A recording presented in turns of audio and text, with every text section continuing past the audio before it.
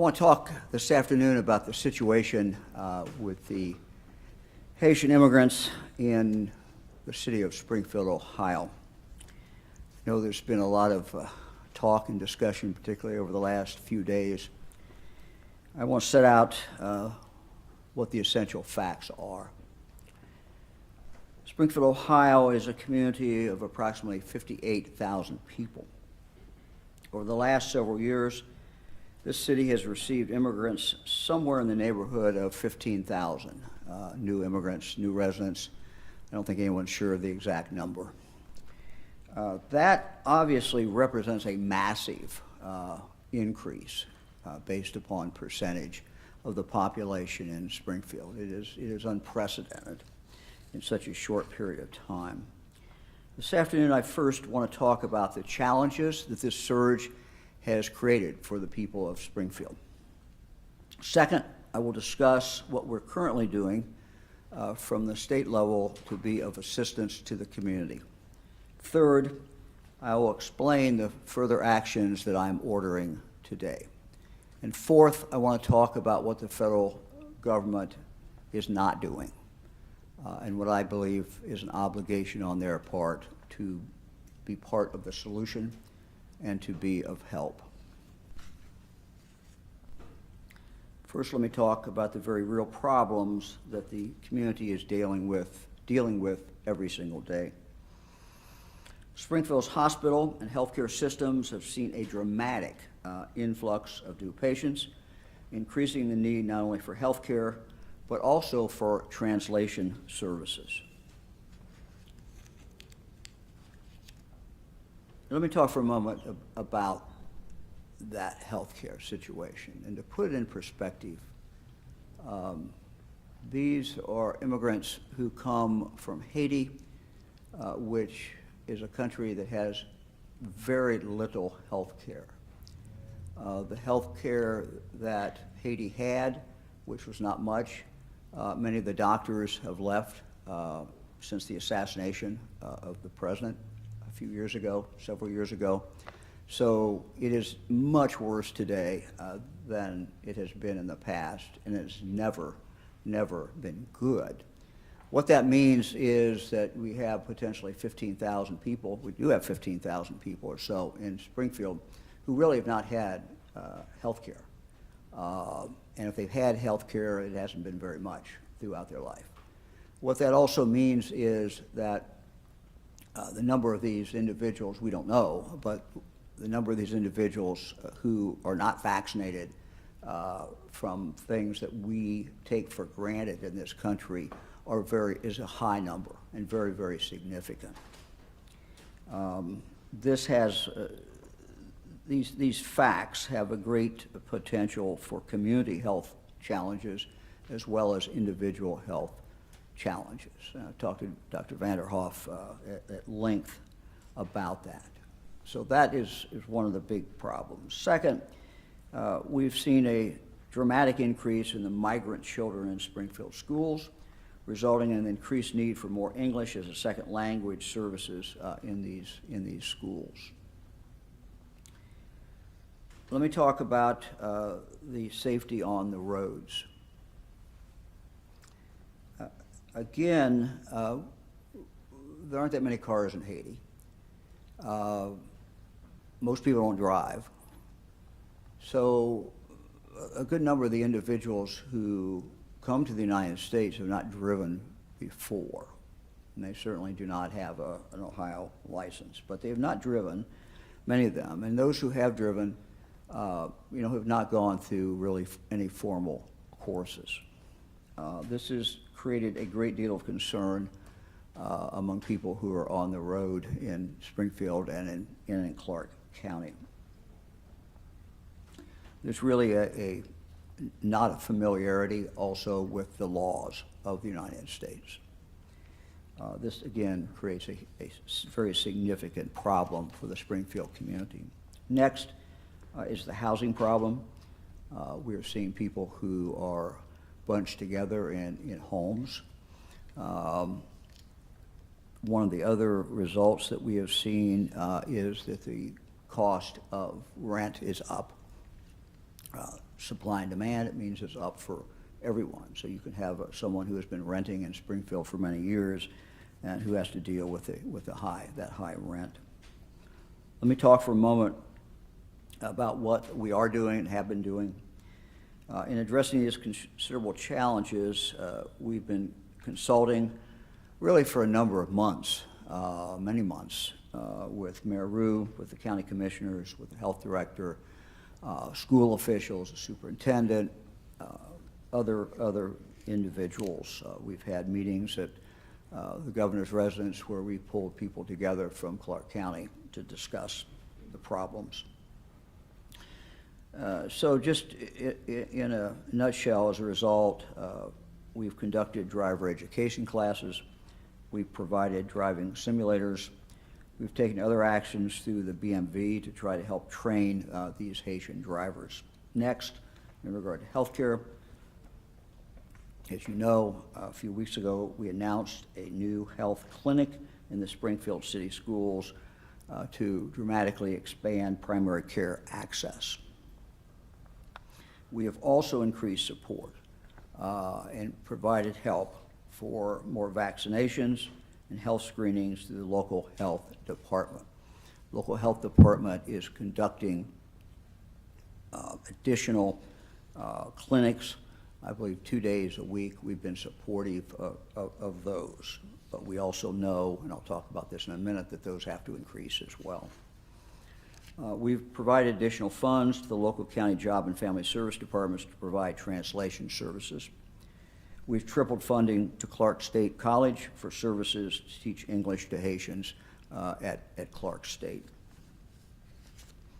And we're working with Springfield Superintendent Hill and his team to help them maximize existing resources and provide ongoing support to deal with the surge of migrant students.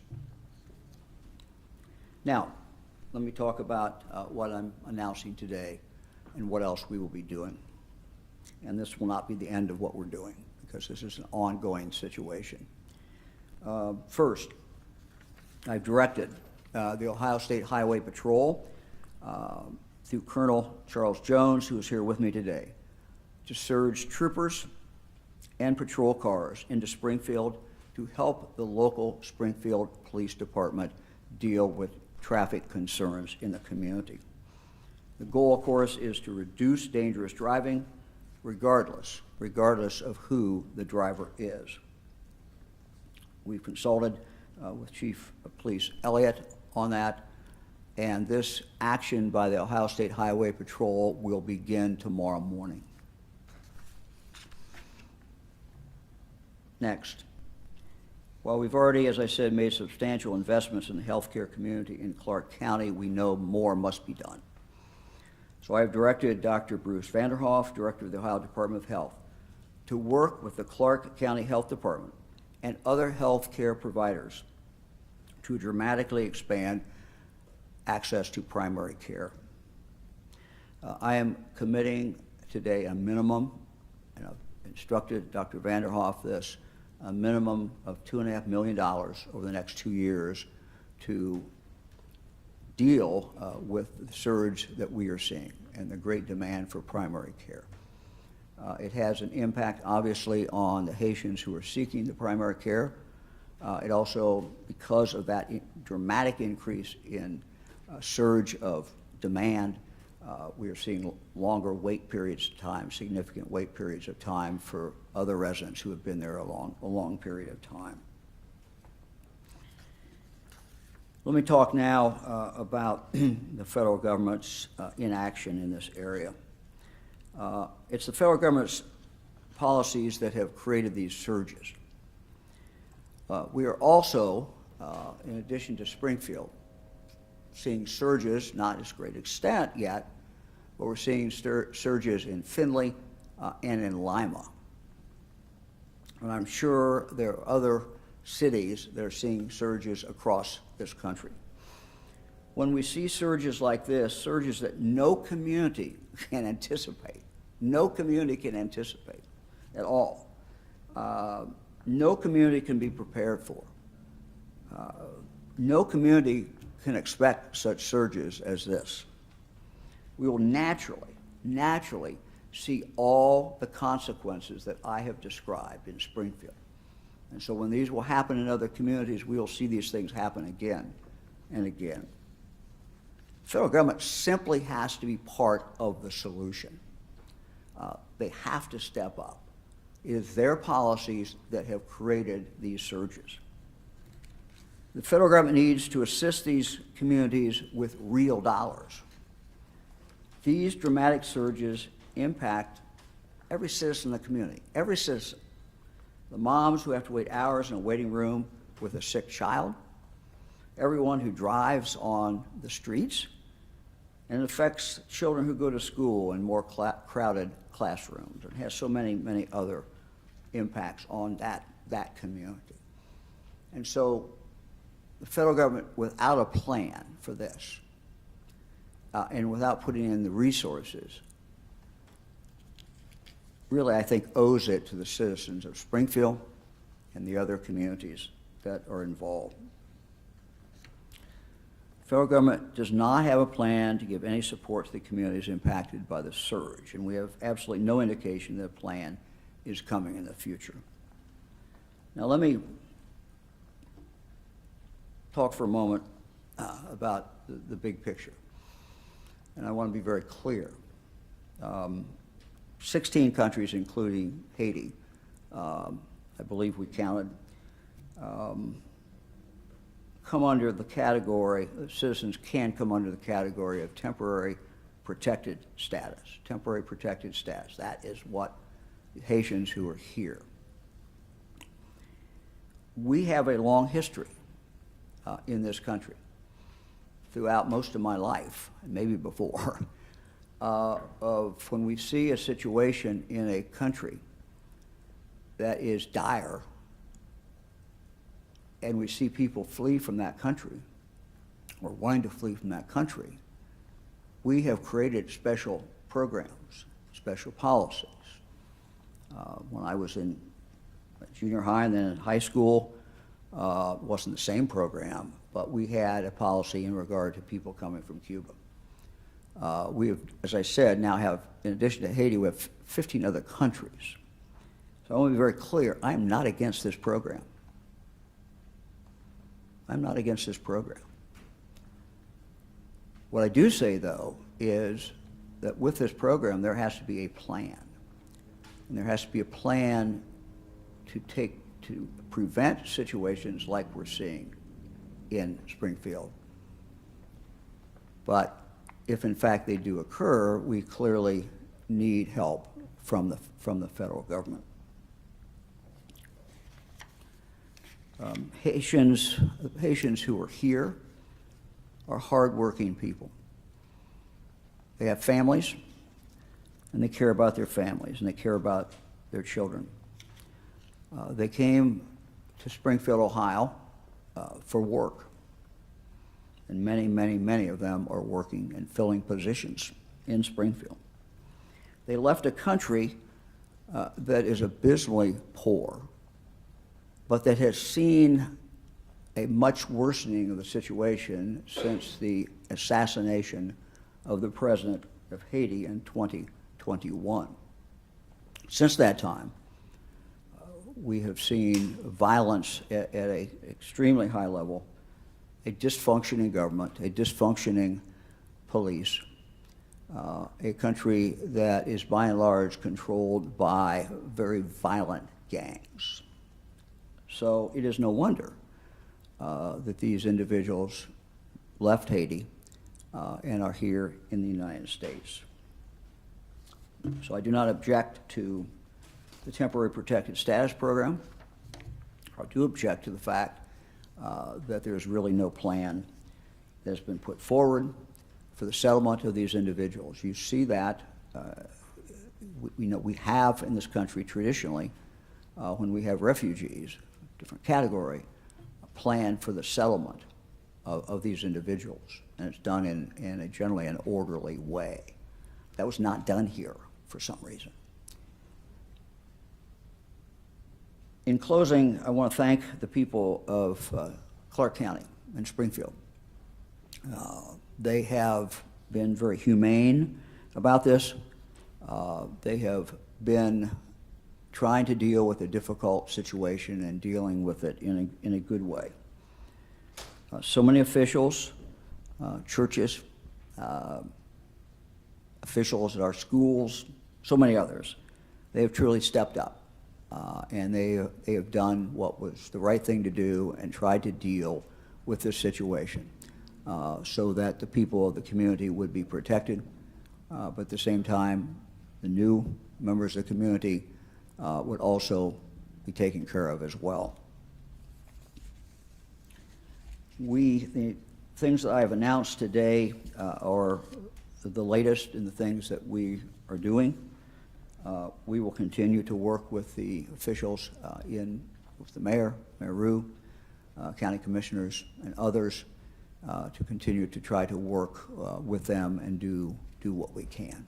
I'm happy to take any questions. Governor Mike DeWine, obviously Springfield is in the headlines and grabbing national attention for claims that Haitian immigrants are eating other people's pets. Do you denounce other Ohio Republicans who are elevating those claims despite...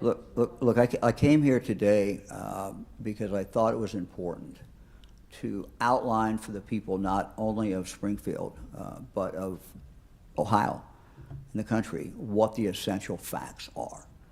The essential facts I have gone over are, to the best of my knowledge, the essential facts.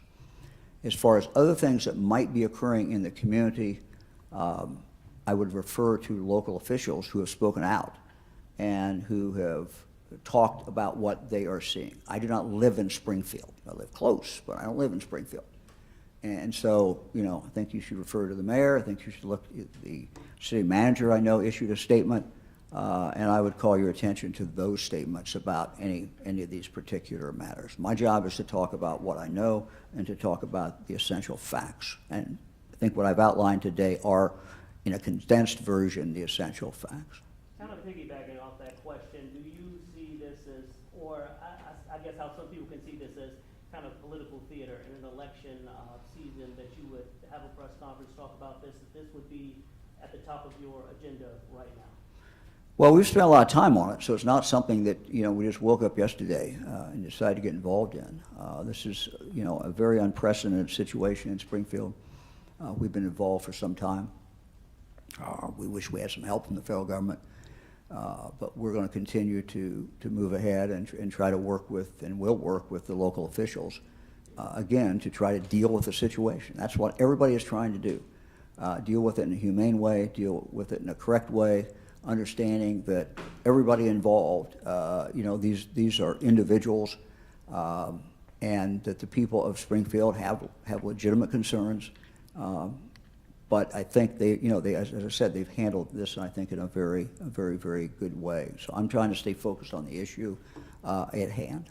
We're all, of course, aware of the bus accident in Clark County. I'm sorry, I didn't hear the first part. Obviously, we're all aware of the bus accident that occurred in Clark County. Yeah. Beyond that, have there been an uptick in accidents that kind of Yeah, validated the trooper presence? Yeah, there has been an uptick in accidents. And look, I mean, I have always found that when you talk to people in a community, you can get a pretty good picture of what's going on.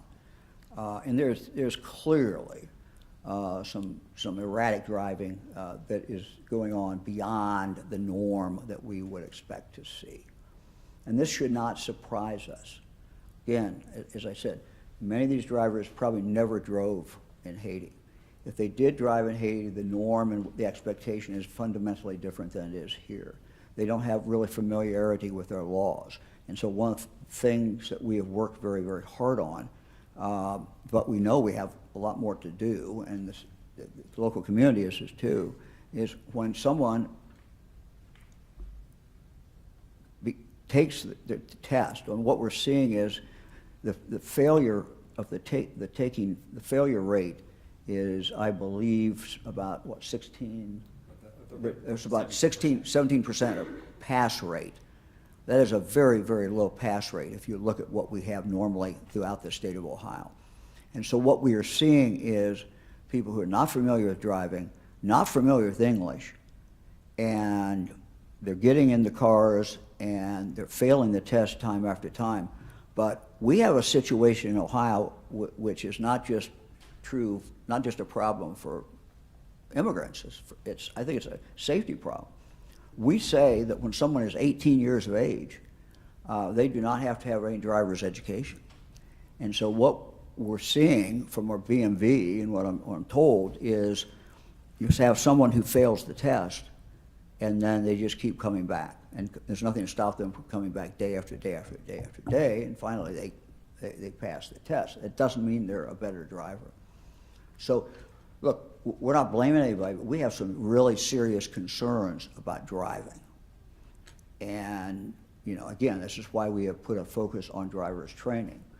But we still have language problems, and we need to get more people in regard to the driver's training. So we've seen in the last week on social media stories about a woman in Canton eating a cat, a picture of a guy in one is carrying a dead goose or something like that. People are associating with this problem in Springfield. Do you think that there's It's one of the reasons, look, I want... misinformation? Do you think there's xenophobia that's informing this? Like, what do you make of all Look, I'm not going to comment about that, but I think the governor of the state has an obligation to go before the people of the state and to outline what we are seeing every day and to explain what we're seeing. And that's what I wanted to do today, is to explain exactly what we are seeing. You know, the local officials have talked about, people who live in Springfield have talked about different things that might appear on the internet. A lot of things can appear on the internet. But they have talked about those, and they have said that they have not seen evidence of that. They're the ones who are in the community. No. Does your experience in Haiti inform how you view this at all, or how does it? I don't think it changes my attitude about what we're doing. You know, I guess I've not been in Haiti since 2019. Fran and I were last in Haiti in 2019. We've been there many times over the years. I guess some of my comments about the driving may be reflected in what I've seen in Haiti. You know, it's just a different norm, they're just different situation. I also know what's happened in regard to the health care. Fran and I spent a lot of time looking at the health care over the years as we have traveled to Haiti. You know, we work with our friend Father Tom Hagen, and what he has told us is that what's happened in the last several years is this violence has just, you know, got worse and worse, and that is many of the Haitian doctors have left. And so again, my comment about the healthcare situation today is worse than it was prior to the assassination is based upon what I'm hearing from people like Father Tom who are in Haiti. It's not what I've seen, but that's what they're telling me. Governor, does it concern you that we have elected officials, including J.D. Vance, spreading this information online when Springfield officials have said? Look, I think there are issues having to do with immigration are very legitimate issues. You know, I've traveled to the border, as you know, a number of years ago, but I was down there and saw the wall, saw the situation, commented at the time that we did not have a good border policy. I've not changed my mind. We don't have a good border policy. We need a good border policy. So, you know, there are legitimate issues out there that, you know, certainly candidates running for whatever office it is, any federal office, you know, anybody who's running for a federal office today or who's in a federal office who is not concerned about the border or won't talk about the border, I mean, you know, it's a natural thing to be talking about. So I would expect a United States Senator to be talking about the border, or I would expect it to come up, you know, in any discussion. Does it concern you, though, that he's spreading the... Whoa, I can't do two. Sorry. I'm wondering if it concerns you that he's spreading this specific rumor about Haitian immigrants... Look, I don't know anything about that. Yeah. I mean, are you worried that the specific community is being weaponized for political rhetoric? Look, my job as the governor of the state is to do what I always try to do, and that is to come before the people of the state and to explain what we are seeing and what the best information we have is. And that's what I did today, and that's why I'm here today. We have been working on this for some time. It just seemed to me it was appropriate for the governor to come here today and to tell the people of the state of Ohio, this is what we are seeing. This is what we're doing. This is the problem we see with the federal government. This is what the community is doing, and they're doing a lot of good things.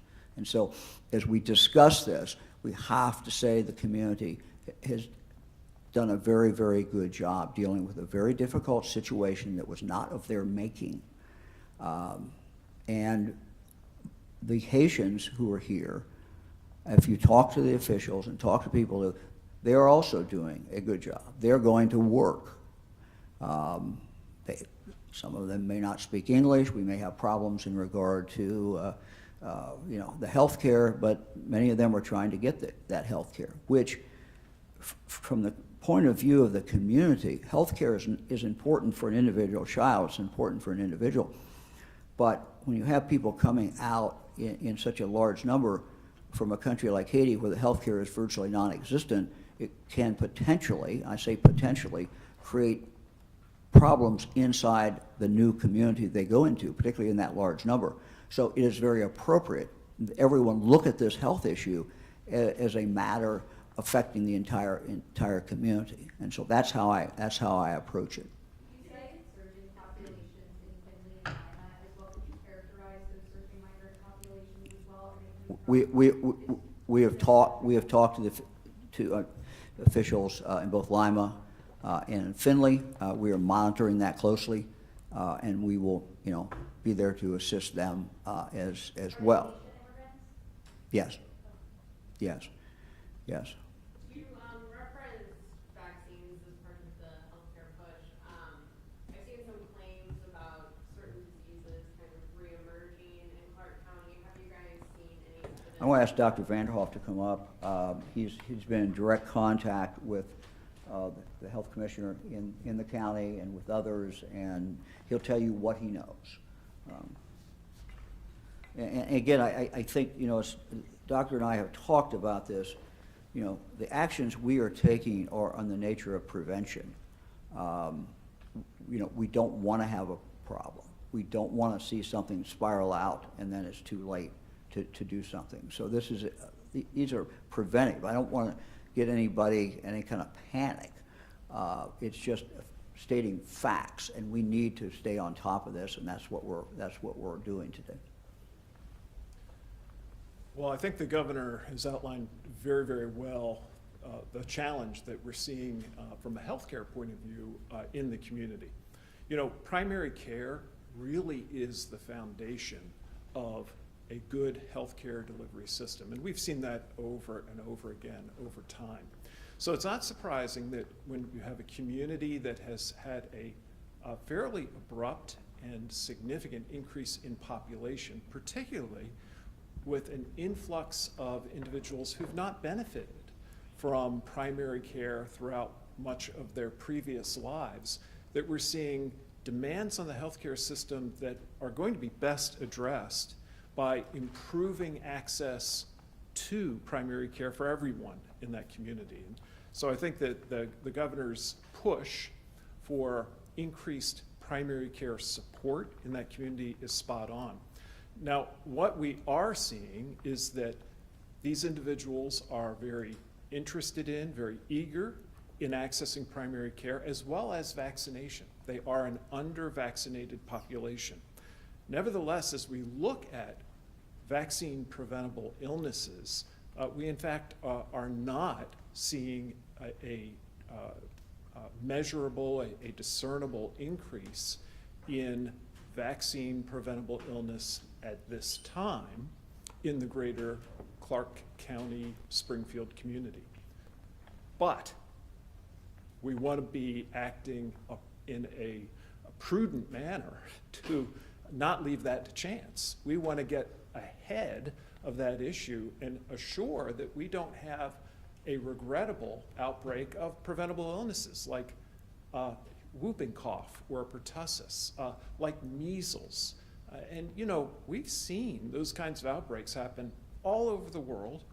You can look at other developed parts of the world like Europe, where we've all heard about very significant outbreaks in illnesses like measles that can be prevented.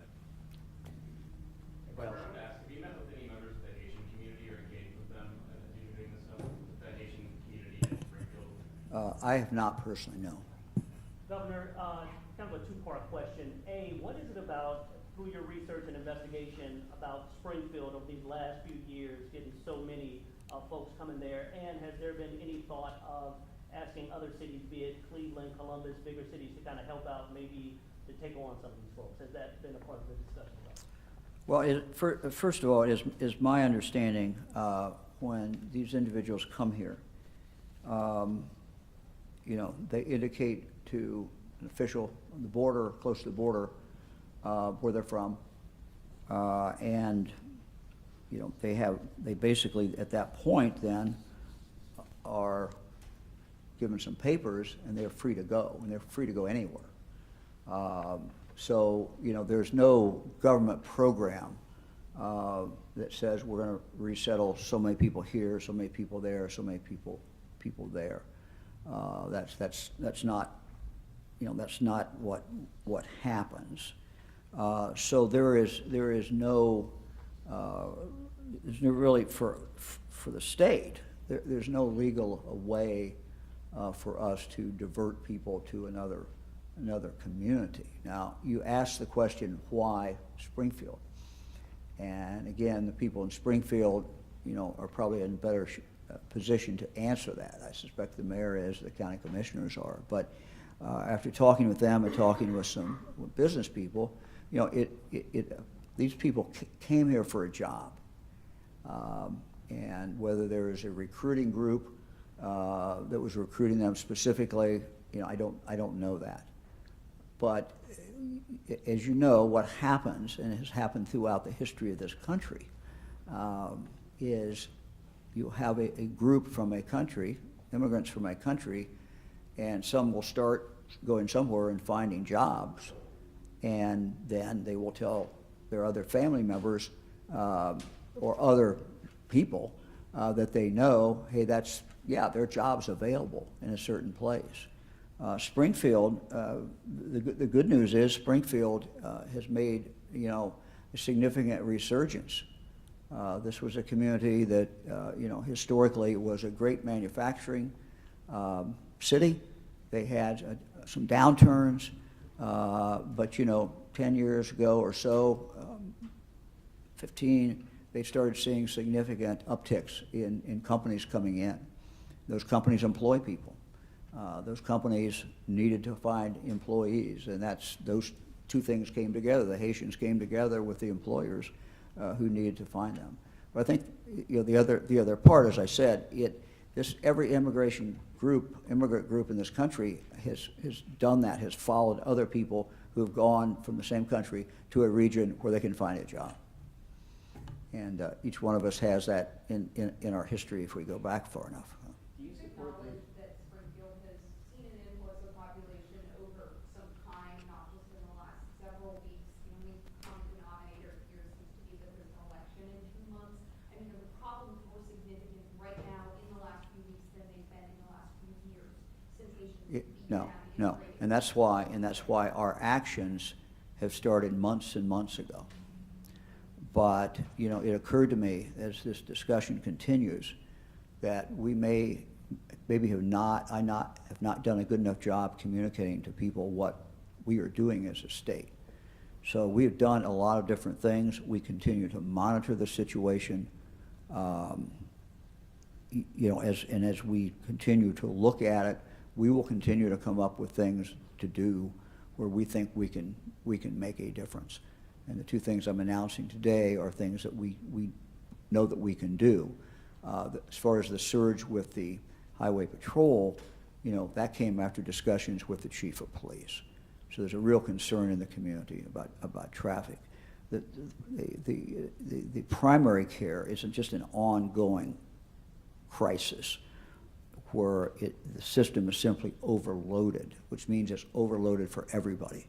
And look, what we want to really encourage the Haitians to seek out primary care.